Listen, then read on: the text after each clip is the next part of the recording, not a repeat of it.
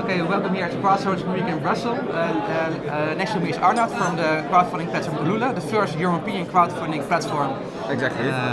You have backed in total almost 5,000 projects I saw on your website. Exactly. In lots of countries.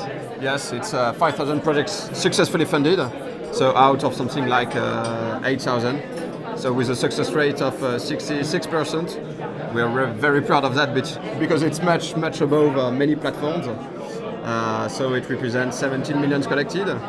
We're in 5 languages: French, English, Portuguese, German, Italian and Spanish.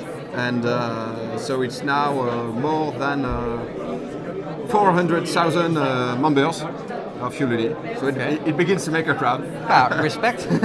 When you look at, because you say the first European crowdfunding platform, you was also a member a list of languages. Yes. What do you think is the biggest challenge to operate a successful European? Because I was having discussion with some guys a couple of weeks ago, and one guy said, okay, the language of Europe is translation. And I think that's also the biggest challenge for your platform. So how do you handle all these languages for the crowd? It's definitely languages, one of the biggest challenge.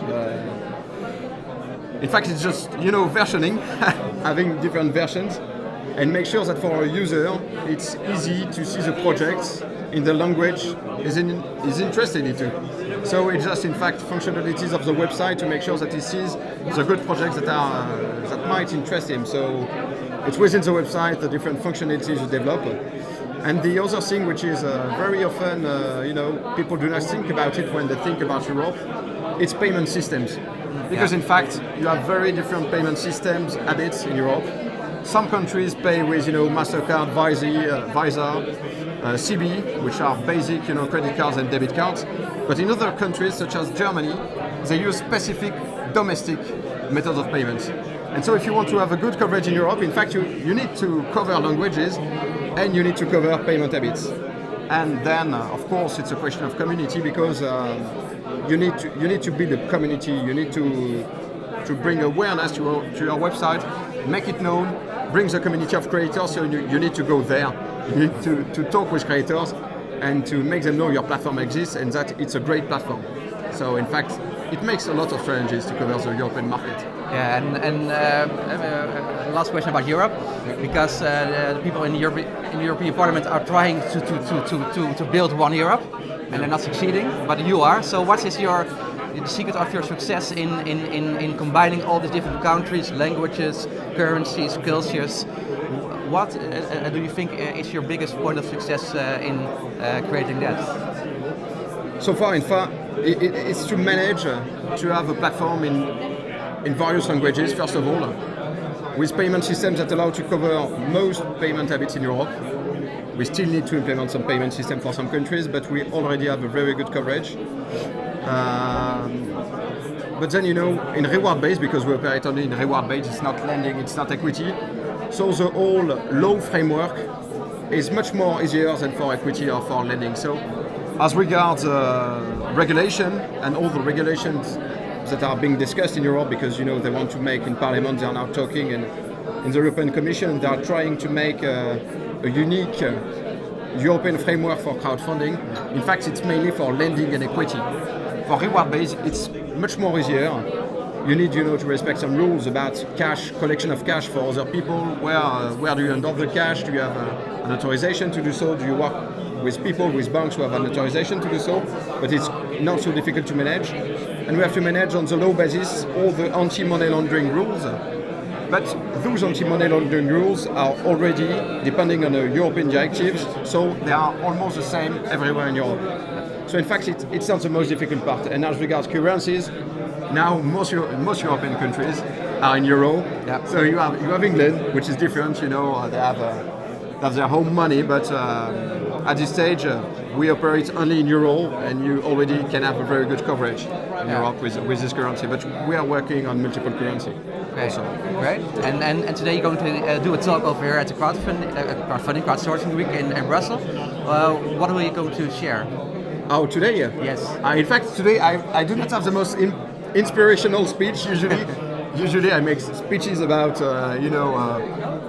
crowdfunding, why it's very important, engagement, etc. Key factors of success. But today they ask me, crowdsourcing week organizers, ask me to talk about legal and transactional aspects of reward-based crowdfunding, which is a subject I love to talk about because it's very important for project creators to have an understanding of that. It's a lot of people have a wrong perception of that, and so if you're a project creator, you launch a reward-based crowdfunding campaign and you do not anticipate that, you can have risks because you won't anticipate obligations, you won't anticipate responsibilities, and you won't anticipate taxes. So you have to understand that. So the speech of this morning is about that. But that is a more difficult European issue because, like with taxes, I also did 2 crowdfunding campaigns myself. Yeah.